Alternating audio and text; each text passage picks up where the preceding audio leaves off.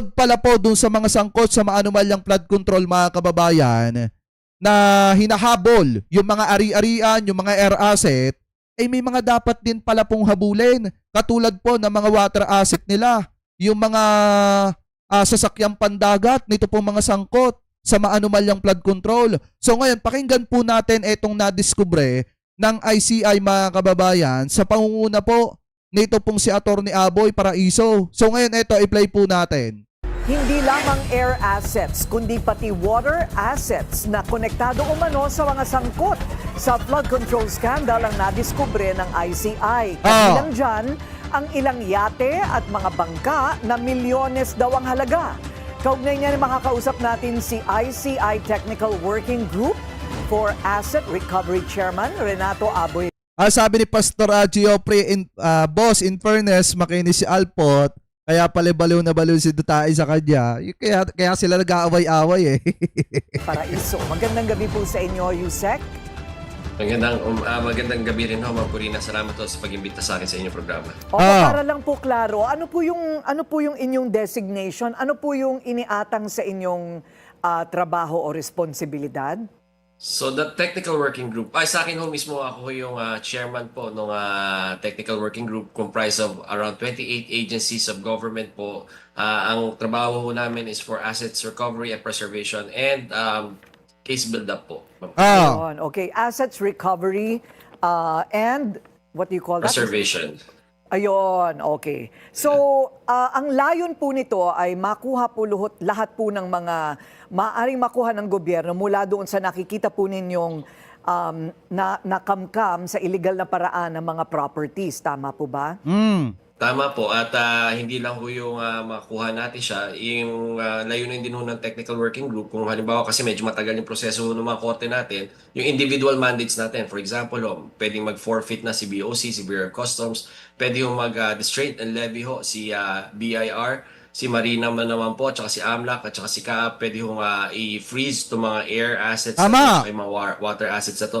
Si AMLAC po pwedeng i-freeze yung mga bank accounts na to. At Kasi biruin nyo, bukod pala dun sa mga sasakyang panghimpapawid na nabili nito pong mga politikong sangkot sa maanumalyang flood control at yung mga kontraktor na sangkot po dyan, abay meron din pala po silang mga nabili na mga mamahaling yate. Ibig sabihin, mga sasakyang pandagat naman po ito.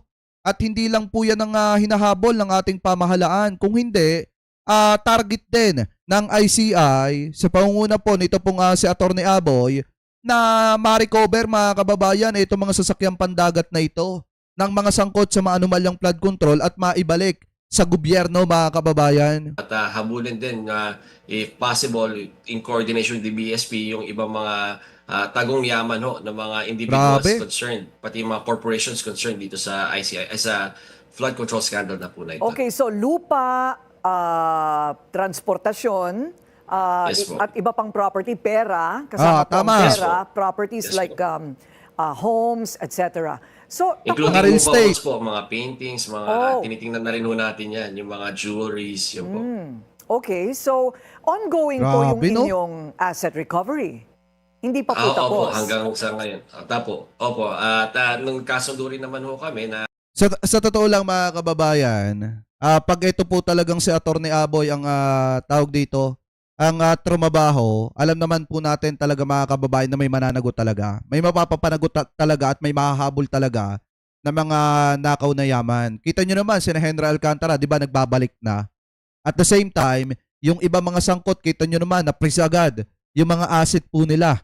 Kita nyo naman, yung mga sasakyan, ibinabalik sa gobyerno. So yan po talaga ang target dito ni Attorney Aboy mga kababayan na maibalik talaga sa kaban ng bayan lahat po ng mga ninakaw nito po mga sangkot sa maanumalyang flood control. Anyway, tuloy pa natin.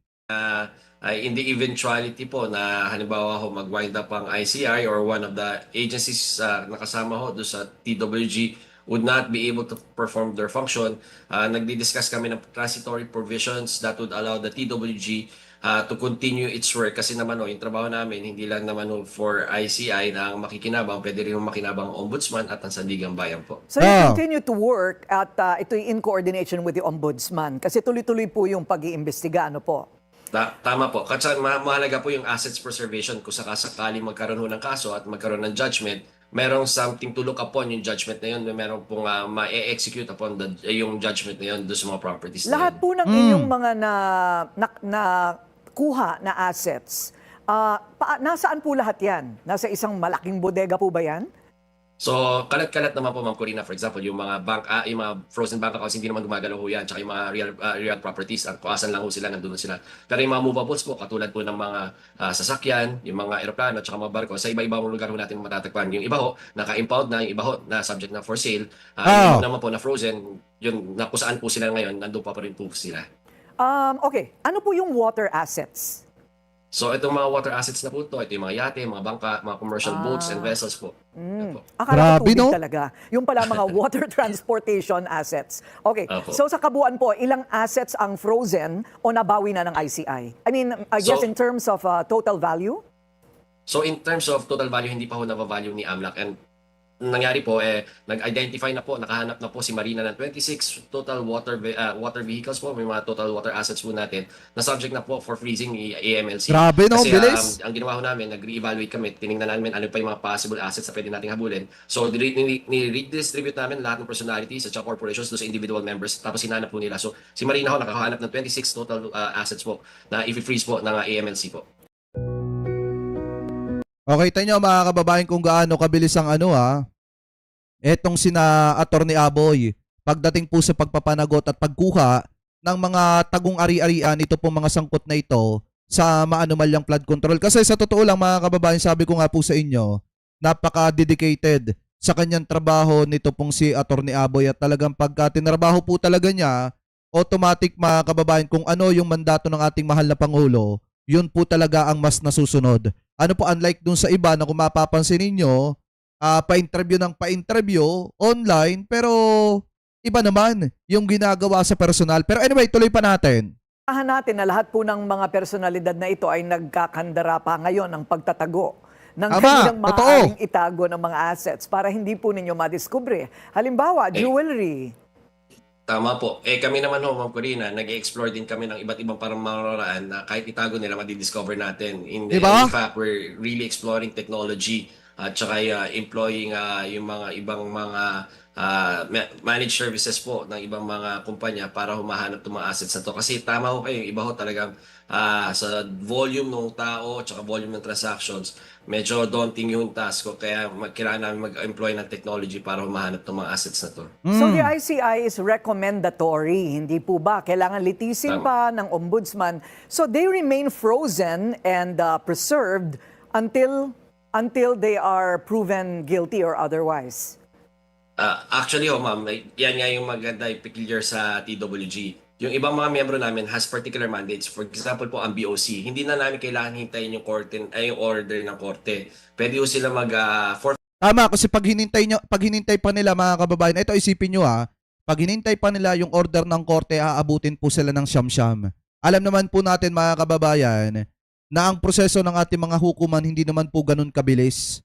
Talagang inaabot pa rin mga kababayan talaga ng ilang buwan bago po mapagdesisyonan yung isang bagay katulad po dito sa issue ng maanumalyang flood control. Siyempre, yung iba dyan, di ba, naghihintay kayo na dapat mapapanagot agad-agad. Ito po mga sangkot sa maanumalyang flood control. Pero dahil nga mga kababayan sa proseso ng ating mga hukuman, tumatagal. Hindi naman kasi ganun kabilis.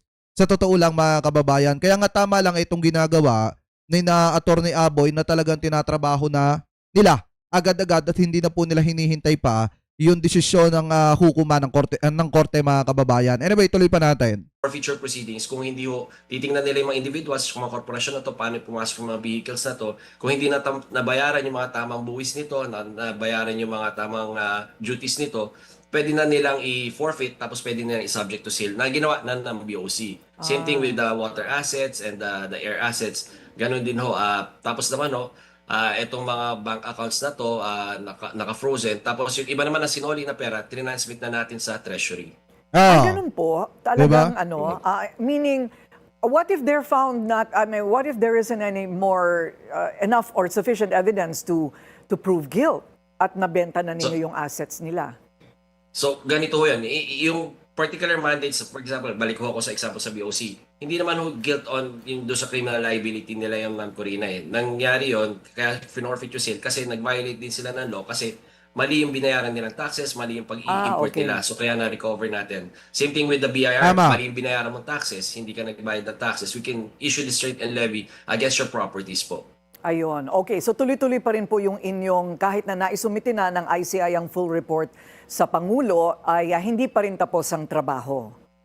Hindi pa rin ho. Marami pa ho tayong tatrabaho Ma'am Corina. Ayun. So pwede pa rin pong tumawag sa inyo para mag-report kung meron pong... Pwede pa rin, pwede pa rin ho. Ay, tumawag grabe sa yan, amin grabe or sa yan. individual agencies para i-report ho kung may na-discover kayong mga assets. And we Kasi mga kababayan, ganito dun pa lang sa sinabi ni Miss Corina Sanchez, na pwedeng tumawag sa kanila at mag-report. So, ibig sabihin, once na may naimbestigahan, eto mas mapapadali yan. Once na may maimbestigahan etong Bilyonaryo News Channel, may nadiskubre at may nalaman na katiwalian mga kababayan or di kaya naman mga sangkot sa maanumalyang flood control at nagtatago ng kanilang mga yaman, automatic report agad yan sa ICI mga kababayan. At eto namang ICI, mas mabilis yung gagawing aksyon katulad po nitong ginagawa ni na Attorney Aboy.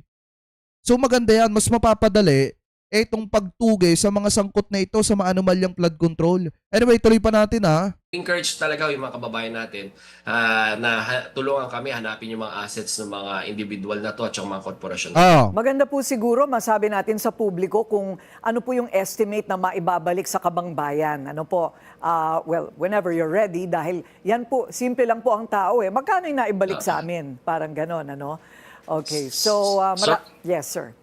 So right now, Ma'am Corina, because of what we're doing, na kami, parang nakita na namin kung ano yung universe talaga nung na-recover na natin. And from the last we spoke po, parang 2.1 billion. Now we're at diba? Laki na? 4.8 billion total assets na either na-recover or na-freeze na po natin. Maraming salamat po sa inyong oras, ICI Technical Working Group for Asset Recovery Chairman Renato Paraiso. Ayan. Diba? Kasi mga kababayan, sa totoo lang, pagka sabi ko nga po sa inyo kanina, pag si Attorney Aboy, ang trumabaho talaga niyan, automatic, talagang makukuha at makukuha yung mga ninakaw ng mga politiko.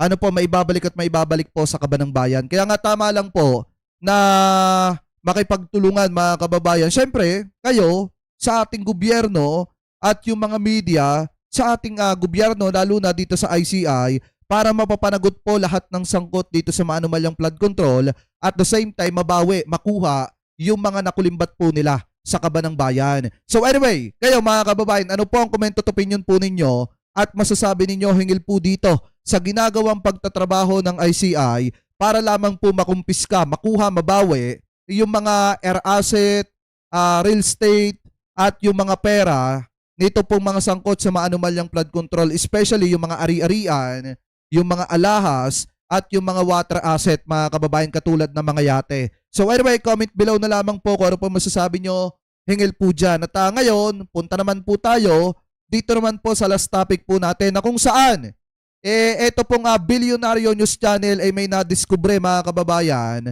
na mga questionableng proyekto dyan daw po sa may Imus, Cavite. Kasi ayon po dito mga kababayan, sa Bilyonaryo News Channel umano'y substandard at ghost dike project sa Imus, Cavite ay nirereklamo daw po mga kababayan ng mga residente po dyan at yan po ay nadiskubre at nalaman mismo ng Bilyonaryo News Channel. So eto, pakinggan po natin at kilalanin po natin kung sinong mga kontraktor ang may hawak po niyan. Ano po, so ito i-play po natin. Sa patuloy na pagkalkal ng Bilyonaryo News Channel sa mga questionableng flood control project, 3 inirereklamong proyekto ang aming nabisto. Ayon sa complainant, isa raw dito ay ghosted, habang 2 ang substandard umano. Ang detalye sa exclusive agenda report ni Ian Maghanoy. Halos 3 dekada ng residente ng Imus, Cavite. Ang lalaking ito na itatago natin sa pangalang Levi. Kaya kabisado na raw niya kung sino-sino ang mga punong abalang nagpapatupad ng mga proyekto rito. Partikular daw dyan ang napansin niyang 2 substandard at 1 ghost dike projects ng DPWH sa kahabaan ng Julian River sa barangay Karsadang Bago, Barangay Malagasang at Barangay Bayan Luma. Kwento ni Levy sa Bilyonaryo News Channel, walang nakatanim na sheet piles at purong buhos lamang ng concrete mix ang ginagawang construction sa mga proyekto. Grabe, no? 2024 pa inaasahang matatapos ang mga dike. Pero ang mas ipinagtataka ni Levy, hindi nagtutugma ang contract records ng proyekto sa sumbong sa Pangulo website sa aktual na kontratistang gumagawa sa 3 construction sites. So ibig sabihin mali nga mga kababayan ang sumbong na nakakarating sa ating mahal na presidente. At maliwanag mga kababayan na ang may kapalpakan niyan ay walang iba kung hindi itong si Manuel Bonoan, dating sekretary ng DPWH. At ang isa pa po dyan, kung titingnan din po natin mga kababayan, talagang ito, isang patunay ito Isang patunay ito na talagang nilinlang ni na Manuel Bonoan ang presidente noong mga panahon na nagbibigay sila ng impormasyon patungkol po sa mga natapos na, sa mga completed na proyekto ng gobyerno at yung mga hindi pa natapos at yung mga sinisimulan pa lang at nasimula na. So ibig sabihin, niloko talaga nila. Nilinlang po talaga nila ang presidente at ang taong bayan. Bagay na idinulog niya sa sumbong sa Pangulo website para agad na maimbestigahan. Pinagtataka ko lang po kasi sa site, yung gumagawa is Omnicon Builders. Ah, Then ang bubuhos ay ang AA Builders na pagmamayari nila Mayor Alex Advincula at AJ Advincula. Mayor Alex Advincula at etong si AJ Advincula mga kababayan. So yun daw pong mga nasimula na proyekto ng mga ito, yung AA Construction na pagmamayari ng mga ito ay hindi daw po tumutugma sa website ng sumbong sa Pangulo mga kababayan. Then tingin ko talaga substandard kasi walang sheet files, nasa buhos lang. Ay. Then, as a concerned citizen, feeling ko sila yung contractor sa mga proyekto dito sa Imus. Grabe, Sinadya no? ng Bilyonaryo News Channel ang 3 inirereklamong construction site. Pero hindi AA Construction ang inabutan naming kontratista sa Bayan Luma, kundi NV Avila Construction ayon sa nakausap naming backhoe operator. Kalsada na yung Dugule, yan ang kalsada. Dito, kalsada lang sila. Sa dito, sa katabi. Ayun no, AA Construction, nakalagay dun sa truck nila. Ang Alamacar Construction naman ang nagtatrabaho sa Malagasang. Wala namang kaming inabutan na anumang DPWH project sa Karsadang Bago na siyang pinaghihinalaan na ghosted ng complainant. Matagal na talaga nila itong negosyo yung AA Builders kasi kilala sila dito sa buong Cavite. Sinubukan Grabe, no? ng Bilyonaryo News Channel na kunin ang panig ni Cavite 3rd District Representative AJ Advincula para linawin ang mga alegasyon ng complainant. Tumanggi muna siyang magbigay ng pahayag dahil sa inaasikasong meeting. Una nang sinabi ng DPWH na legal ang subcontracting ng mga public works project sa kondisyong ito ay aprobado ng ahensya. Umaasa naman ang complainant sa agarang tugon ng Malacanang kaugnay sa issue, lalo't nitong December at January pa raw niya na-lodge ang kanyang mga reklamo. Para sa agenda, Ian Maghanoy, Bilyonaryo News Channel. Okay, tanyo kung gaano katindi mga kababayan, di ba? Kung gaano katindi itong hinaharap ng gobyerno ni PBBM, lalo na ng ating mahal na presidente. Kita nyo kung gaano kadami yung papapanagutin pa. Kasi sa totoo lang, habang tumatagal, ito pong investigasyon sa maanumalyang flood control, talagang dumarami mga kababayan, yung mga nagsusumbong na mga kababayang Pilipino po natin sa pagkakasangkot ng ilang mga opisyalis ng especially ng Kamara de Representantes at ng ibang mga politiko na talagang sila ang isa sa mga contractor dito po sa ating bansa. Kaya nga dapat po talaga mga kababayan, mas daliman pa yung pag-iimbestiga at hanggat maaari, dapat bilisan yung proseso at papanagutin. Ito pong mga ito kasi unfair naman po talaga sa taong bayan na ganyan po ang ginagawa sa kaban at pera ng mamamayang Pilipino. So ngayon, bukod pa po dyan, kung makikita ninyo mga kababayan, ito daw pong Interpol, humingi daw po ng maraming data laban daw po dito kay Saldico mga kababayan. So ngayon sabi po dito, kinumpirma ng National Bureau of Investigation, NBI, na humingi ang Interpol ng karagdagang dokumento para daw po sa red notice laban daw po sa dating kongresista na si Saldico. Sa tanggapan na sa natanggap na sulat ng Philippine Center for transitional crime mula sa Interpol, binibigyan ng hanggang February 11 ng NBI para sa mga hinihinging dokumento. Patuloy namang inaalam ng International Operation Division ng NBI ang kinaroroonan nito daw pong si Saldico. So ibig sabihin mga kababayan, kung titingnan po natin, tinatrabaho na rin ng Interpol ito pong si Saldico para mahuli at maibalik dito po sa ating bansa. Kasi nga naman mga kababayan, sobrang tagal na rin buhat ng nagtago ito pong si Saldico at talagang inip na rin ang mga kababayang Pilipino po natin kung hanggang kailan mga kababayan ito magtatago at kung hanggang kailan hahabulin itong si Saldico at kung hanggang kailan mapapabalik dito po sa ating bansa. Kaya nga ako sa totoo lang, talagang ako nananawagan din na dapat bilis-bilisan ang paghabol dito kay Saldico. Kasi habang tumatagal, talagang mga kababayan Pilipino po natin, naiinip na. Kasi sa totoo lang mga kababayan, pag nahuli itong si Saldico, talagang ang taong bayan po, talagang masasabi nila na kahit nasa malayo at nagtatago, hindi po talaga nakakatakbo sa pananagutan. Pero hanggat nagtatago po itong si Saldico at tuloy-tuloy pa rin yung mga paninira at hindi po mahagilap mga kababayan, ang taong bayan nag-e-expect na dapat mahuli na po yan sa lalo't madaling panahon.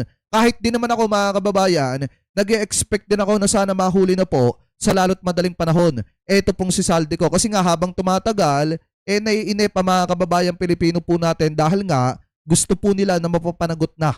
Pagbayari na, ito pong si Saldico sa lahat ng mga atraso po nito at pagnanakaw sa kaban ng bayan at paglapastangan sa mga proyekto ng ating pamahalaan. So ngayon, mga kababayan, kung kayo po ang tatanungin, ano po masasabi ninyo hinggil po dito sa mga topic po na yan na tinalakay po natin? Comment below na lamang po kung ano po ang comment at opinion po ninyo hinggil po sa mga topic, sa topic po na yan na hinimay po natin mga kababayan.